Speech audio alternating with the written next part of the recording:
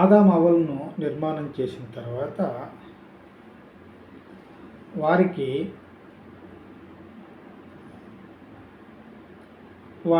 దాన్ని అంతటినీ కూడా దేవుడు వారిని ఆశీర్వదించును ఎట్లనగా, మీరు ఫలించి అభివృద్ధి పొంది విస్తరించి భూమిని నిండించి దాన్ని లోబర్చుకుని సముద్ర చేపలను ఆకాశ పక్షులను భూమి మీద పోక ప్రతి జీవిని ఏలుడని దేవుడు వారితో చెప్పారు. ఏం చెప్పారు? ఏలుడి అంటే రాజ్యం చేయండి. ఈ యొక్క ఆదాము అవ్వలు అనేవారు ఉండేవారు. వారికి సృష్టిని అంతటిపైన, దేవుడు సృష్టించిన సృష్టి అంతటిపైన అధికారము అనుగ్రహించాడు. కాబట్టి వాటినన్నిటినీ కూడా ఏం చేయాలి? ఏడేటట్లుగా లోపరుచుకోండి. అంటే రాజు ఏం చేస్తాడు? ప్రజలందరినీ కూడా ప్రజలందరినీ కూడా లోపరుచుకుంటాడు. ప్రజలందరినీ కూడా లోపరుచుకుంటేనే రాజు అవుతాడు. ఓకేనా? ప్రతి ఒక్కరూ కూడా రాజుకి ఏమవుతారు? విధేయులుగా ఉంటారు. ఇక్కడ ఆదాము అవ్వలకి మొట్టమొదటిసారిగా సృష్టి అందరినీ కూడా, ఏదైతే జంతువులు, పక్షులు, భూమి మీద ప్రతి దాన్ని కూడా ఆదాము లోపరుచుకునే శక్తి దయచేసి. కాబట్టి వాటినన్నిటినీ కూడా మీరు వేలండి అని చెప్పారు. అయితే ఆదాము ఏదైనా తోటలో పరిపూర్ణంగా, సంతోషంగా, ఆనందంగా ఆ దేవుడు ఏదైనా తోటనే రాజ్యంలో ప్రశాంతంగా జీవించాడు. ఒక దినాన వారికి నేను ఆ స్టైల్లో చెప్పాను. మన పాఠం ఏంటి? రాజ్యం. ఓకేనా? ఇక్కడ పాపాలు, సిద్ధాంతాలు ఏమేమి ఉండవు. రాజ్యం వైపుకి మనం మనసు పడాలి. ఓకేనా? ఆడేం చేశారు? దేవుడు ఏర్పడిన రాజ్యంలో వాళ్ళని పెట్టినప్పుడు వాళ్ళు తప్పిదం చేశారు. తప్పిదం చేస్తే దేవుడు వారి మీద కోప్పడ్డాడు. కోప్పడినట్టు ఏం చేశారు? ఏదేని తోటలో నుండి బయటికి పంపేశాడు. అప్పుడు ఏమన్నారు?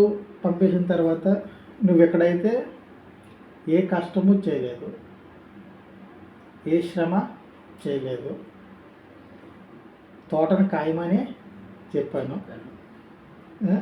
నువ్వు ఆ విషయంలో నా ఆజ్ఞను మేరడం జరిగింది, కాబట్టి నేను ఈ తోట నుంచి బయటికి పంపేస్తున్నాను. రాజ్యం అనేటప్పటికి ఏముంటుంది? నిబంధన. రాజ్యం అంటే ఏంటంటుంది? నిబంధన అంటే ఆజ్ఞ అనేది ఉంటుంది. నిబంధన. రాజ్యం అంటే ఏముంటుంది? నిబంధన. ఒక రాజ్యము ఉన్నదంటే దానికి నిబంధన, చట్టం. దాన్ని ఏమంటావా? అంటే ఈ ఆజ్ఞల్ని చట్టం అనేది క్రియేట్ చేయబడుతుంది. అంటే ఇక్కడ పెద్ద చట్టం కాదు, కేవలం చిన్న చట్టం. ఇద్దరే ఉన్నారు కదా, చట్టం పెద్ద అవసరం లేదు. ఏదేని తోటలో సమస్త జంతువులు, సమస్త పక్షులు, సమస్త వృక్షాలు, వాళ్ళు ఏం కావాలో అక్కడ సమృద్ధిగా ఉంది. చట్టం ఏంటి? చట్టం తీయండి 2వ అధ్యాయంలో. చట్టం ఇక్కడ ఏదెంతో చట్టం ఏంటి? 17వ వచనం. 17వ వచనం కాదు, 16వ వచనం ఇచ్చాడు. చట్టాన్ని మరియు దేవుడైన యెహోవా ఈ తోటలోనున్న ప్రతి వృక్ష ఫలమును నీవు నిరభ్యంతరముగా తినవచ్చును. అయితే మంచి చెడ్డలు తెలివినిచ్చు వృక్ష ఫలములను తినకూడదు.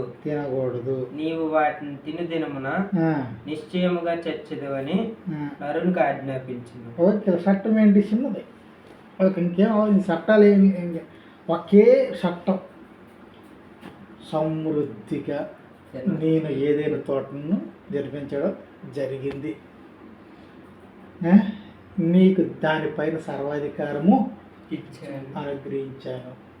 అయితే నా చట్టాన్ని కూడా నీ ఎదుట తెలియజేస్తూ ఉన్నాను. ఈ యొక్క ఏదైనా తోటలో ఉన్న రమ్యమైన పళ్ళన్నిటినీ నీకు కనబడుతుంది.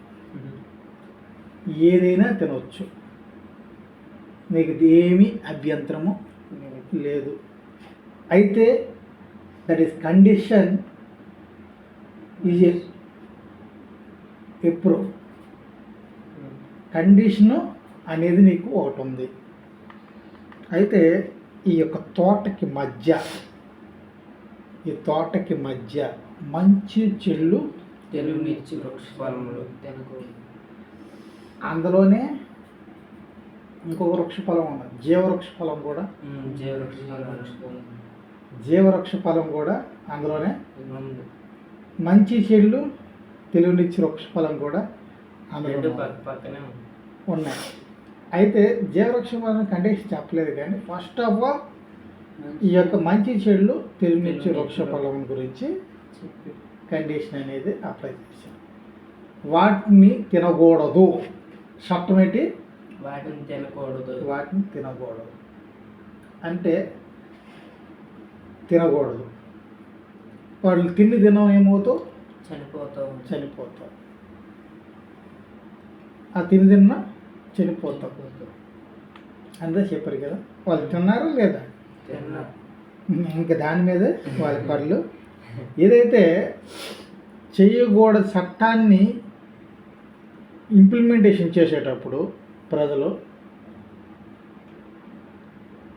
ఆ యొక్క చట్టాన్ని ఎట్లాగా అనుసరించి బతకాలి అనే దానిపైనే ప్రతి ఒక్కరు కూడా దృష్టి సారించాలి. అలా ఉన్నప్పుడు మాత్రమే అక్కడ నెమ్మది ఉంటుంది, అక్కడ సంతోషం ఉంటుంది, అక్కడ సమస్యలు లేకుండా ఉంటుంది. ఎప్పుడైతే చట్టాన్ని అతిక్రమించారో, చట్టాన్ని వారి చేతులను తీసుకొని ఏం పర్లేదు అనుకుంటారో, అప్పుడు ఇబ్బందులు ఎదుర్కొనే అవకాశం ఉంది. ఓకే, ఇక్కడ ఇచ్చిన చట్టం ప్రకారంగా వారు అలా చేయాలి. ఈ వాళ్ళు చట్టాన్ని అతిక్రమించిన తర్వాత ఎట్లాగా మారారు? ఆ చట్టాన్ని అతిక్రమించని చెప్పడానికి వారి మీద వారే సమస్య నెట్టేసుకుంటున్నారు. నేను కాదయ్యా ఆమె, నేను కాదయ్యా ఆమె అనే విభేదాలు కదా, దాన్ని అంటారు విభేదాల ద్వారానే అంటారు. మీరడం తప్పే,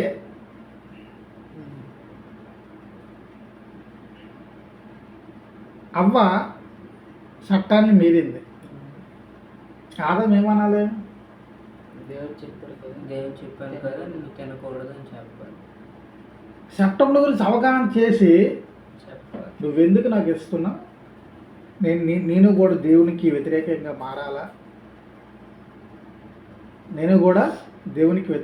మారాలా, నీ ఇప్పుడు దేవుని దృష్టిలో చట్టాన్ని అతిక్రమించిన దానివైనా ఎందుకు ఇలాంటి దుస్థితికరమైన కార్యక్రమం చేశాం? ఆయన స్పష్టంగా మనకు తెలియజేశాడు కదా. ఆయన మనకి స్పష్టంగా చేశాడు కదా. మంచి చెడుల పొలము తిరగద్దని చెప్పాడు కదా. ఎవరికి చెప్పాడు? అవ్వకి చెప్పలేదు, కేవలం ఆదాముకి మాత్రమే చెప్పాడు. ఆదాము యాక్టివ్గా అవ్వకి చెప్పి ఉండాలి, చెప్తాడు. ఎందుకంటే ఆమెకి కూడా ఎందుకు చెప్పాడని చెప్పడానికి గల కారణం ఏంటంటే, పాము ఏమని అడిగింది, సర్పం ఏమని అడిగింది, దేవుడు మీకేమైనా చెప్పాడా, చట్టాన్ని ఇచ్చాడా? దేవుడు మీకేమైనా ఈ తోటలో ఏదైనా తోటలో ఉన్నారు కదా మీరు, దేవుడు మీకు ఏదైనా చట్టాన్ని ఇచ్చాడా? ఆదామేమన్నా ఏమన్నది? అవునండి ఇచ్చారండి. ఆమె క్లియర్గా చెప్పింది. ఆమె చెప్పింది ఒకసారి మనం చూద్దాం. 3వ వచనం. 3వ అధ్యాయము. అయితే తోట మధ్యన ఉన్న చెట్టు ఫలమును గూర్చి దేవుడు మీరు చావకుండునట్లు వాటిని తినకూడదని వాటిని ముట్టకూడదని చెప్పినని సర్పముతో అనేను. ఓకే, చట్టాన్ని ఆదామైతే ధర్మం ప్రకారంగా తెలియజేశాడు. ఇప్పుడు మనమున్నాం అనుకో, ఇప్పుడు క్రీస్తు చట్టం నాకు తెలుసు. బాప్తిసం తీసుకున్న తర్వాత క్రీస్తు చట్టాన్ని అనుసరించేవాడిగా నేనున్నాను. మీకు దాన్ని తెలియజేస్తున్నానా లేదా? తెలియజేస్తున్నా. అదే అయితే మీకు తెలుసుకున్నప్పుడు మీరు ఇంప్లిమెంటేషన్లో ప్రాసెస్లో దాన్ని ఉంచారు. ఇక్కడ ఆదాం ధర్మం ప్రకారంగా తన తోటి సహాయకురాలు కాబట్టి కంపల్సరీగా ఈ యొక్క చట్టముల గురించి అవగాహన కల్పించాలా వద్దా? చట్టముల గురించిన అవగాహన కల్పించాడా లేదా? ఆమెకి ఆ సర్పం అడిగే దానికి సమాధానం చెప్పగలిగిందంటే దట్ ఈస్ కాల్డ్,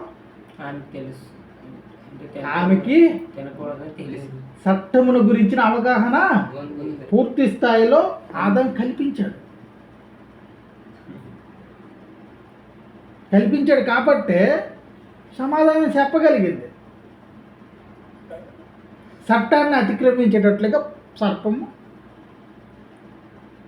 అంటే చట్టాన్ని అనుసరించాయి కదా, సమస్యను సృష్టించాలి. ఇంకా ఎవరైనా ఏం చోటు చెప్తారు? చట్టాన్ని అనుసరించే ఇంకొకరు సమస్యని సృష్టిస్తారు. ఇప్పుడు సమస్యను సృష్టించడానికి ఇప్పుడు ఎవరిని సమస్యలోనికి లాగుతుంది? సర్పము అవ్వని. దేని ప్రకారంగా? చట్టం ప్రకారం. ఆధారాలు లేకుండా చట్టం ప్రకారంగా ఏం చేస్తుంది? చట్టాన్ని అతిక్రమించేటట్లుగా ఈమెను చెయ్యాలి. అప్పుడే ఈమెను నేను వెళ్తాను. ఎవరిని వెళ్తాను? అంతవరకు నేను ఈ సర్పం అంటే సాతాను వెళ్ళడానికి అవకాశాలు ఉండవు. సాతాను వెళ్ళడానికి అవకాశాలు ఉంటాయా? ఇప్పుడు దేవుడిచ్చిన వీరిపైన దేవుడు వీరిపైన రాజ్యము ఏలుతున్నాడు. ఎవరిపైన? ఆదాం అవ్వల పైన. దేవుని చట్టాన్ని అనుసరించి జీవించేటట్లుగా ఏదైనా తోటలో ఆదాం అవ్వలపై వారి చట్టంనిచ్చి చట్టం ప్రకారంగా జీవించేటట్లుగా ఉన్నారు. అయితే దేవుని రాజ్యంలో దేవుని యొక్క పద్ధతిలో వాళ్ళు ఉన్నారు. ఏలుబడి ఎవరు చేస్తున్నారు? వాళ్ళని దేవుడు. ఇప్పుడు దేవుడు వద్ద నుంచి సర్పం ఏం చేస్తుంది? సర్పం అనే సాతాను ఏం చేస్తుంది? చట్టాన్ని అనుసరించి ఏం చేయాలి? అంటే ఆ చేతిలో తీసుకోవాలి. ఓకేనా? ఆ చేతిలో తీసుకోవాలి. అంటే దేవుడు కూడా సాతాన్ని అక్కడ అడగవచ్చు, నువ్వు ఎలాగా వారిని ఏలుతావు, వారిని లోపరుచుకునే హక్కు నీకు. సాతానికి కూడా స్వతంత్రం ఇచ్చాడు. మనుషులను లోపరుచుకునే అవకాశం సాతానికి ఉంది. దేవుని ఆజ్ఞను అతిక్రమించేటట్లుగా చేసి మనుషుల్ని సాతాను లోపరుచుకుంటాడు. చట్టానికి అనుగుణంగానే సాతాను ప్రతి ఒక్క మనిషిని కూడా లోపరుచుకుంటాడు. అయితే ఇక్కడ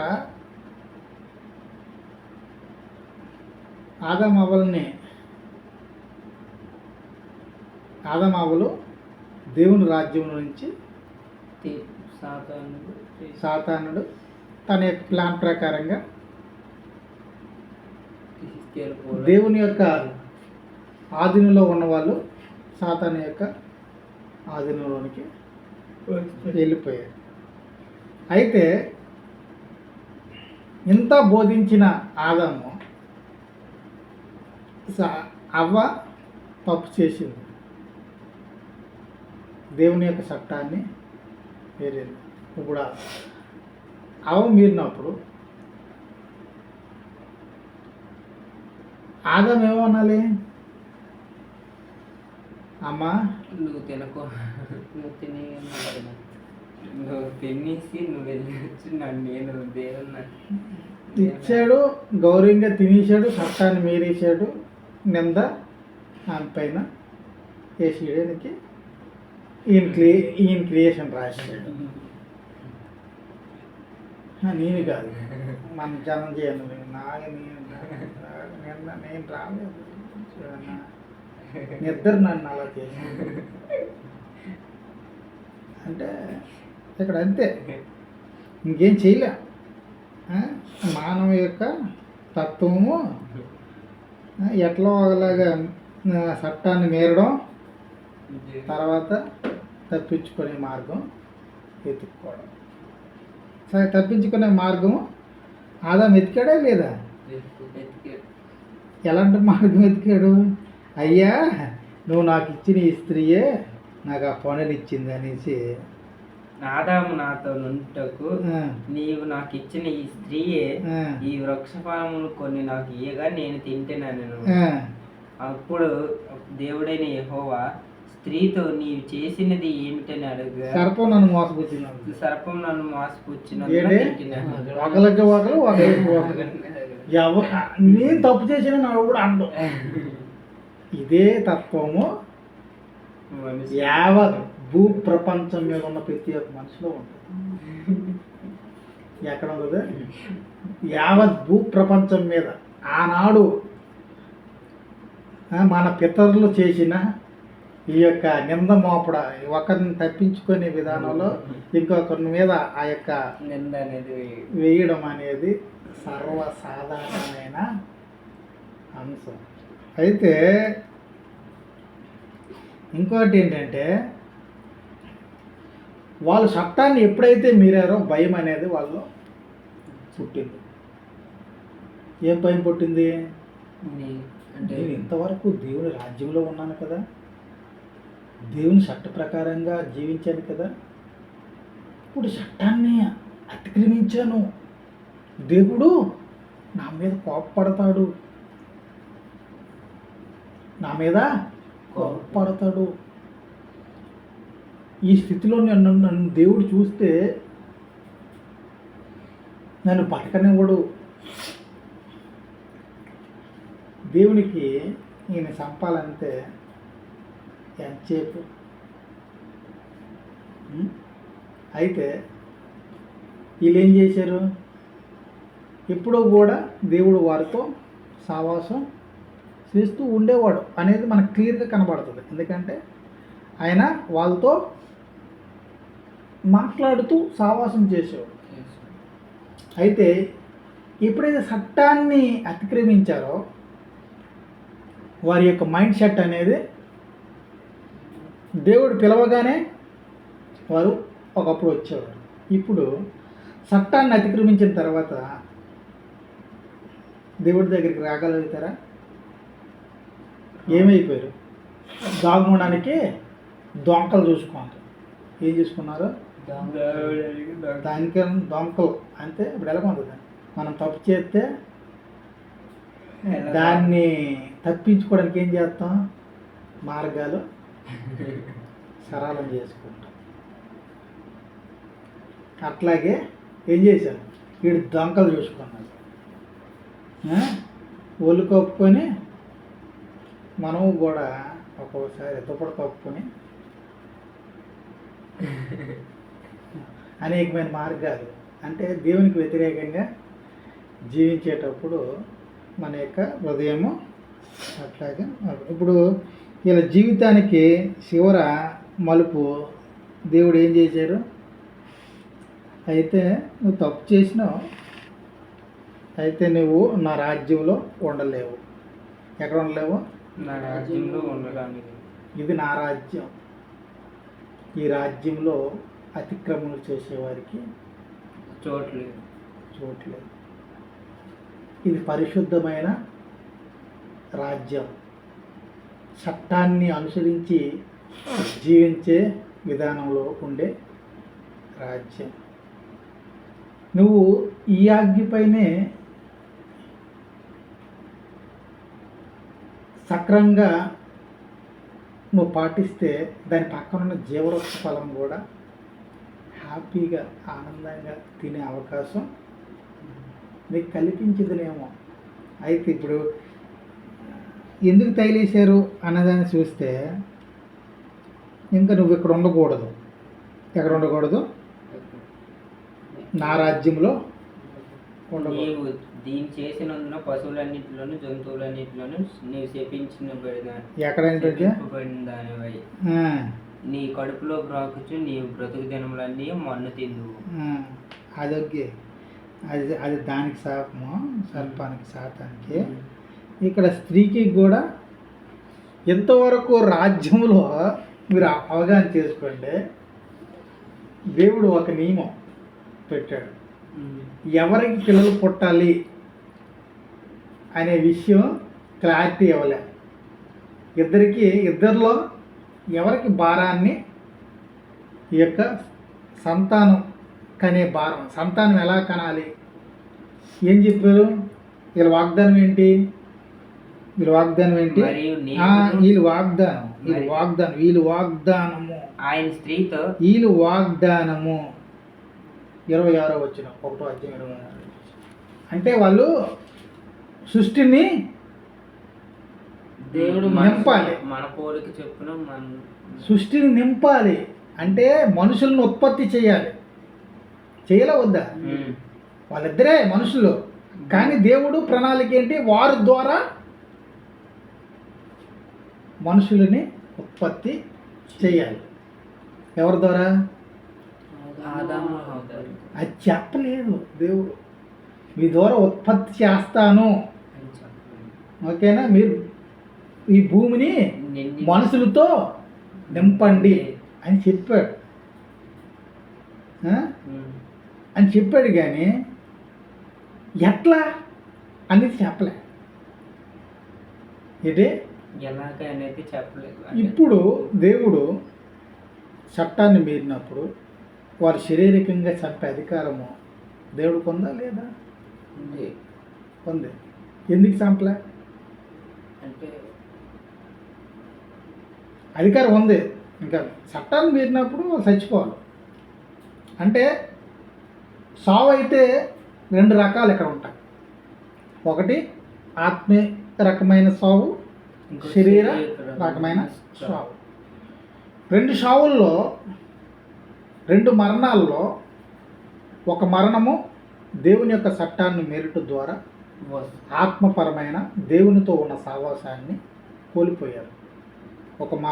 ఒకటి దేవునితో ఉన్న బంధాన్ని కోల్పోయారు. ఇది మరణం.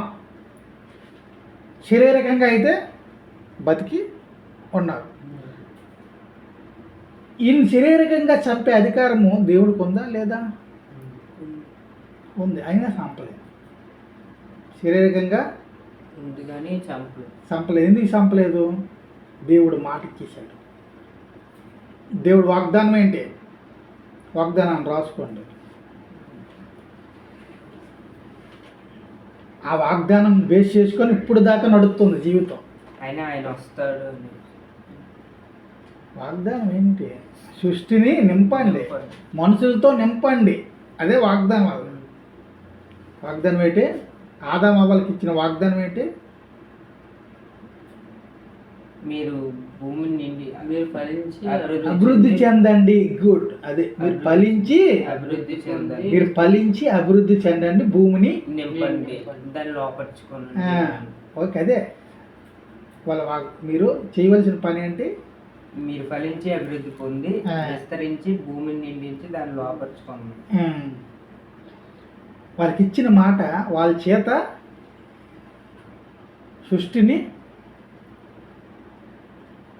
సృష్టిలో మనుషుల్ని అభివృద్ధి ఉత్పత్తి చేస్తారు.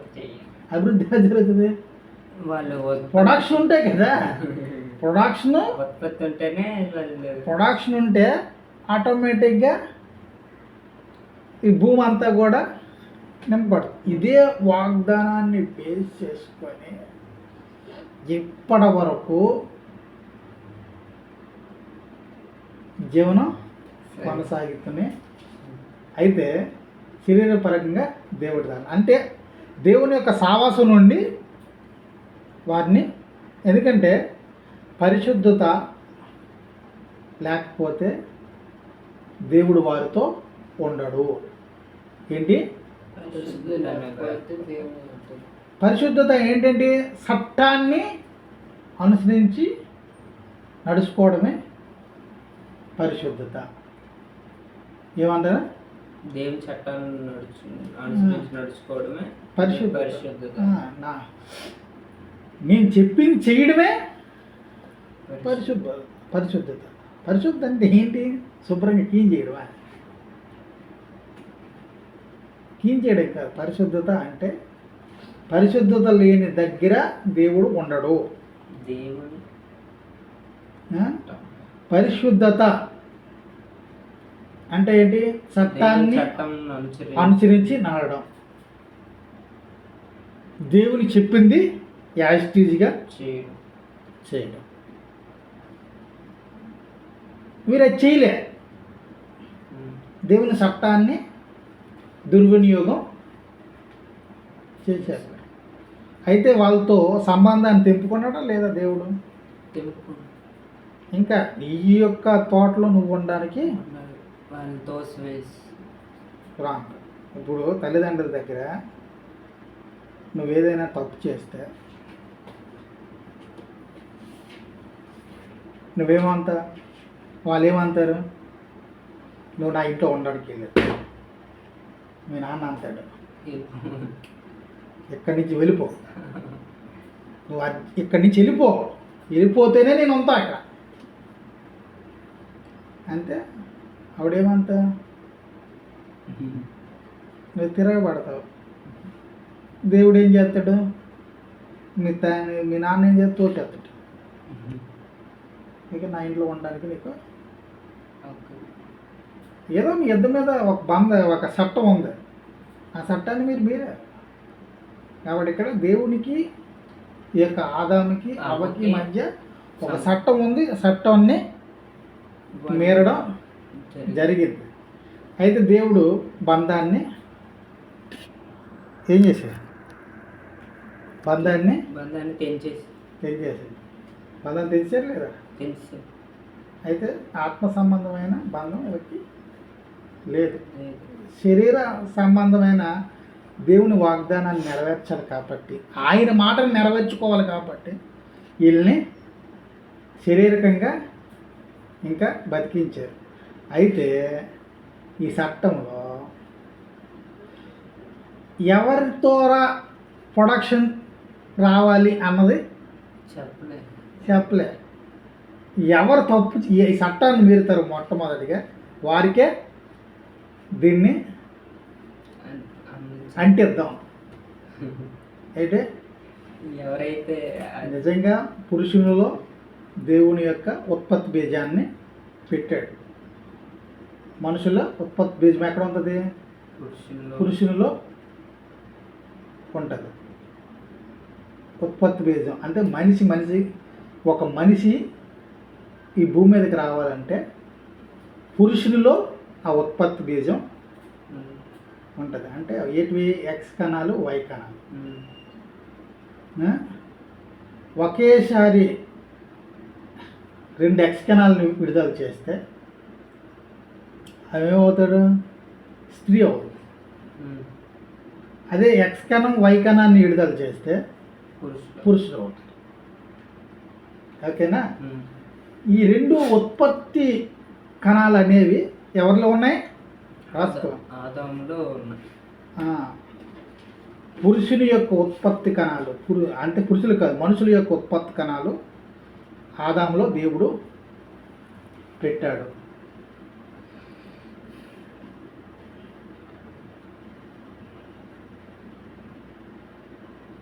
అయితే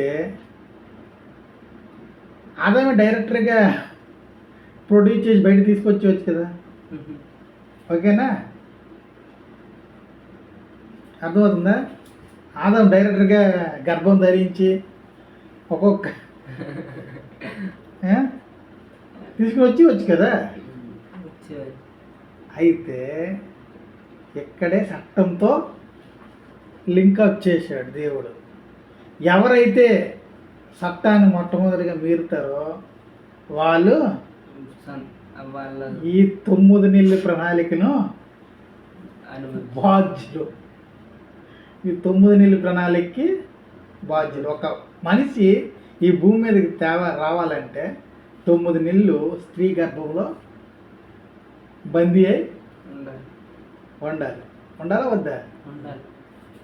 చిన్న కణాన్ని కాదు, చిన్న కణాన్ని గర్భంలో ప్రవేశింపజేసి దానికి ఒక దానికి ఒక మార్గం, దానికి ఒక స్థితి, దానికి ఒక పద్ధతి డిజైన్ చేసి ఇప్పుడు స్త్రీలోనికి ఆ కణాన్ని పంపించడానికి ఒక పెద్ద వివాహ వ్యవస్థని తయారు చేసి, ఏ వ్యవస్థ? వివాహ, దాన్ని ఏమన్నారు? వివాహ వ్యవస్థ లేకపోతే not coming to man, any man, ఎవరు కూడా ఈ భూమి మీదకి రారు. అక్రమం కూడా వస్తారు. దాన్ని ఏమంటారు? అక్రమ సంతానము. అక్రమంగా వస్తే అక్రమ సంతానం అని దేవుడు క్లియర్గా చెప్తున్నాడు. అంటే ఎప్పుడైతే దేవుడు చట్ట ప్రకారం మళ్ళీ ఇక్కడ చట్టాన్ని ఇంప్లిమెంటేషన్ చేస్తున్నాడు, అంటే వివాహం అనే చట్టాన్ని తీసుకొని వస్తాడు. మనుషులు ప్రొడ్యూస్ అవ్వాలంటే, అంటే పరిశుద్ధమైన మనుషులు ఈ భూమి మీదకి ప్రొడ్యూస్ అవ్వాలంటే వివాహం అనేది కంపల్సరీ. కాబట్టి వివాహ చట్టం అనేది కంపల్సరీగా అవసరమైన. ఇప్పుడు మనకి అర్థమయ్యే సమాచారం ఏంటి? వీళ్ళు తగిలేశారు కదా భూమి. ఇప్పుడు భూమి యొక్క, అంటే ఇప్పుడు ఏదైనా తోటలో వాళ్ళు ఏమి కూడా కష్టం చేయలే, ఏది శ్రమ పడలే, చెమట ఓర్చలే, హ్యాపీగా పండే పంట పటపట కడుదని తినడం, తిరగడం, పడుకోవడం, తినడం, పడుకోవడం. వీళ్ళదే అదే జీవితం. వాళ్ళదే, ఇంకేమీ ఉండేది కాదు. అయితే ఎప్పుడైతే చట్టాన్ని ఉల్లంఘించారో శ్రమ పడేది, శరీరానికి చెమట వచ్చింది, శరీరానికి ఆయుషము, జబ్బులు అంటాం కదా, జబ్బు లేని స్థితిలో నుండి జబ్బులు కోరి సంపాదించుకునే స్థితి దగ్గరికి వచ్చారు. శరీరం శ్రమ పడుతూ ఉంటే ఏమవుతుంది? శరీరం శ్రమ పడుతూ ఉంటే బాధ ఉందా? ఇక్కడ బాధల్ని కలిగించుకునే స్థితిలోనికి వాళ్ళు భోజనం చేయాలంటే ఏం చేయాలి? భోజనం చేయలేంటే వాళ్ళు పంట పండించి భూమిని దున్నాలి, భూమిని దున్నాలి. దున్ని పంట పండించి. ఈ దున్ని నేను అది 6 నెలల తర్వాత పండిన తర్వాత మళ్ళీ దాన్ని వంట చేసుకొని డైరెక్ట్గా తినే అవకాశం ఒక్కొక్కసారి కొన్నిట్లో ఉండదు. ఓకేనా? భూమిని దున్నితే పళ్ళు అనేవి ఉత్పత్తి అవుతాయి. కాబట్టి చాలా శ్రమతో కూడిన జీవన విధానాన్ని మనుషులకి ఇచ్చేటట్లుగా మనం కనబడ. అయితే ఈ గర్భాన్ని ఎవరు ధరించాలి ఇద్దరిలో అంటే స్త్రీకి ఆ భారాన్ని పెట్టి. కాబట్టి నువ్వు ఈ స్త్రీ ఏం చేయాలి? సంతానం ఎట్లా కనాలి? 15 వచ్చింది చూడు, 16 వచ్చింది. ఆయన స్త్రీతో నీ ప్రయాసమును నీ గర్భవేదనను నేను మిక్కిలి హెచ్చించెదను వేదనతో పిల్లలను కందువు. ఇప్పుడు ఏంటి బాధ? ఏదో సాధారణంగా కనిపిద్దాము, పర్లేదు అనుకోండి. అయితే దానికి వ్యతిరేకంగా జరిగింది. ఇప్పుడు 9 నెలలు మోసిన తర్వాత స్త్రీ ఎంత వేదన పడుతుందో తెలుసా? దానికి కారణం ఏంటి? ఆమె చేసిన చట్ట ఉల్లంఘన పుట్టిన స్త్రీలందరికీ కూడా సంక్రమించేసింది. పుట్టిన స్త్రీలందరికీ కూడా ఇదే సమస్య. తర్వాత ఎలా మిక్కిలి హెచ్చిందు వేదనతో పిల్లలను నీ భర్త ఎడల నీకు ఆయన వాంఛ కలుగును. ఎవరికి చూడు, నీ భర్త ఎడల నీకు వాంఛ కలుగును, అతడు నిన్ను ఏలునని చెప్పాను. మళ్ళీ కూడా సమస్య ఏంటి? ఎందుకు చెప్పు. 17 వచ్చింది. ఆయన ఆదాముతో నీవు నీ భార్య మాట విని తినవద్దని నేను నీకు ఆజ్ఞాపించిన వృక్షఫలములు తింటివి గనుక నీ నిమిత్తము నేల శపింపబడి ఉన్నది. ప్రయాసముతోనే నీవు బ్రతుకు దినములన్నీ దాని పంట తిందువు. అది ముండ్ల తుప్పలను గచ్చి పొదలను నీకు మొలిపించును. పొలములోని పంట తిందువు. నీవు నేలను తిరిగి చేరు వరకు నీ ముఖపు చెమట కాచి ఆహారం తిందువు. ఏలయనగా నేల నుండి నీవు తీయబడితివి, నీవు మన్నే గనుక తిరిగి మన్నైపోదు అని చెప్పు. ఈ మన్నుకి సంబంధించిన మొత్తం వ్యవహారాలన్నీ ఎక్కడ ఉన్నాయి? నువ్వు మన్నే, మట్టితో చేశాడు, నువ్వు మన్నే. కాబట్టి మన్నుకి మొన్నే కావాలి. ఏం కావాలి? ఆత్మకి ఆత్మ యొక్క వ్యవహారాలే కావాలి. ఇప్పుడు మన్ను కావాలి, మొన్నే కావాలి కదా. ఈ మన్నుకి ఏం చేయాలి? నువ్వు పండు తింటున్నావా? ఏం పండు? యాపిల్ పండు. యాపిల్ పండు ఎక్కడి నుంచి వస్తుంది? ఆకాశం నుంచి దిగి వస్తుంది. ఇక ఓకే, మంచి బంగారం ధరించుకోను. ఎక్కడి నుంచి వస్తుంది? ఏంది? తినేది నేల నుంచి, ధరించేది నేల నుంచే. ఈ బట్టలు నూలు పో. ఈ నూలు ఎక్కడి నుంచి వస్తుంది? దాని మొత్తం సమస్త వస్తువులకి ప్రొడక్షన్ భూమి, మట్టే. ఇక ఆకాశం నుంచి ఏమి నువ్వు తినే తాగే వాటర్ కూడా భూమి నుంచి. డైరెక్టర్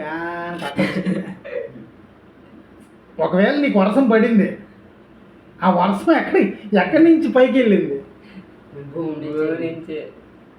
ఈ ఆవిర్లంతా కూడా వెళ్ళి అక్కడ మబ్బులుగా తయారయ్యి మళ్ళీ అంటే దేవుడు ఏంటంటే ఒక ప్రాంతం నుంచి వాటర్ని ట్రాన్స్ఫర్ చేస్తున్నాడు తప్ప అది ఒక ట్రాన్స్పోర్టేషన్ సిస్టమ్. అంటే ఇక్కడ ఒక ప్రాంతం, కొన్ని ప్రాంతాల్లో వాటర్ ఉండదు. ఆ ప్రాంతాలకు వాటర్ని ప్రొడ్యూస్ చేయాలంటే ఎట్లాగ దేవుడి కాన్సెప్ట్ ప్రకారంగా సముద్రంలో ఉన్న ఆవిరిని మేఘాలుగా తయారు చేసి ఎక్కడైతే వాటర్ కావాలో అక్కడ ప్రాంతానికి దేవుడు సప్లై చేస్తున్నాడు. వాటర్ని సప్లిమెంటేషన్ అంత దాన్ని వాటర్ సప్లిమెంటేషన్. నువ్వు తాగే వాటర్ కూడా భూమే. అంటే మన జీవనానికి మన బతుకులకి కావలసినవన్నీ కూడా భూమిలోనే. ఈ బుక్ ఇంత తెల్లగా కనబడుతుంది భూమి అంతా ఎక్కడ దొరుకుతుంది బట్టే. నువ్వు ఎలా ఏ రూపంలో మారు, నీ యొక్క మూలము మట్టి ఇదంతా. ఓకేనా? ఓకే. కాబట్టి ఇప్పుడు మనం అర్థం చేసుకున్న విషయం ప్రకారంగా ఎంత ప్రమాదాన్ని కొని తెచ్చుకున్నాడు ఆదాము చట్టాన్ని ఉల్లంఘించడం ద్వారా. అవ్వ మొట్టమొదటిగా ఉల్లంఘించింది కాబట్టి అవ్వకే ముందు వ్యవహారం అంతా ఇచ్చాడు. ఓకేనా? అవ్వకి వాంఛ కలిగేటట్లుగా చేశాడు.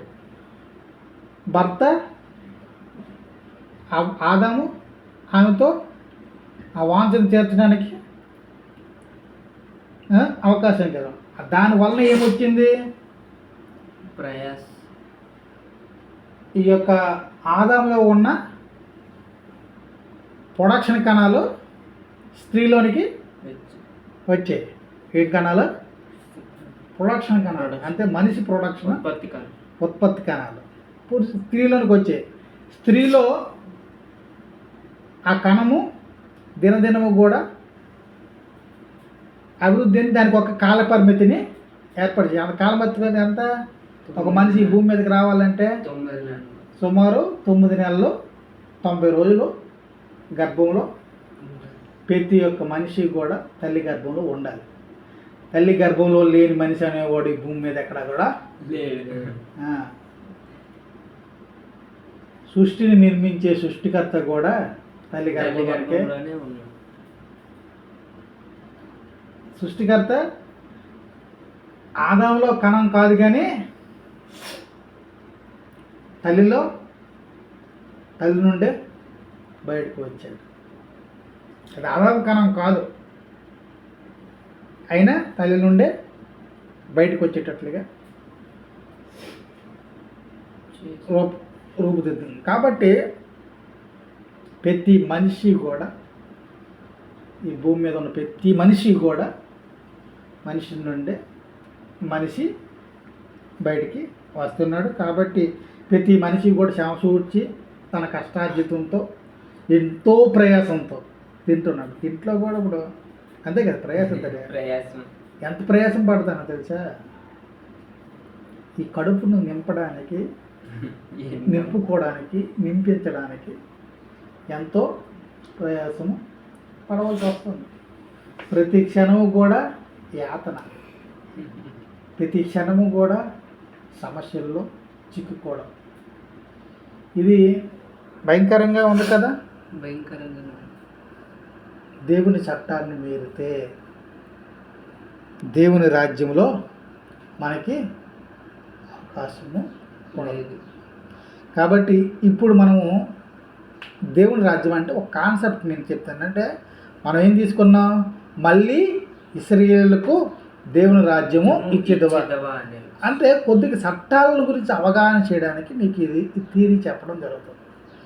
డైరెక్ట్గా పాయింట్లోకి వెళ్ళకుండా చట్టాలు అంటే ఏంటి, ఎందుకు ఇశ్రాయేలు రాజ్యము కోల్పోయారు, ఇశ్రాయేలుకి ఒక రాజ్యాన్ని ఇస్తాననేసి తన పితరులతో చెప్పిన ప్రకారంగా వాళ్ళు ఇశ్రాయేలు అందరూ కూడా రాజ్యం కోసం, రాజు కోసం ఎదురు చూస్తున్నారు. దేనికోసం? దేవుడు మాకు మళ్ళీ రాజ్యాన్ని ఇస్తానన్నాడు, మాకు ఒక రాజుని పంపిస్తానన్నాడు. ఆ రాజు కోసం చూస్తున్నాం. యాహోను ఏమన్నారు? నువ్వు ఆ రాజువా, నువ్వు క్రీస్తువా అన్నాడా లేదా? ఎందుకంటే వాళ్ళు రాజు కోసం అంటే వాళ్ళ రాజ్యము ఏర్పడుతుంది అనే అవగాహన ఉంది. కాబట్టి ఇక్కడ శిష్యులు కూడా యేసుక్రీస్తు వారిని ఏమవుతారు, ఇశ్రాయేలుకు రాజ్యమును అలా అనుగ్రహించింది. మళ్ళీ ఆగ్రహించారు. అంటే యేసుక్రీస్తు వారిని మళ్ళీ అంటున్నారు.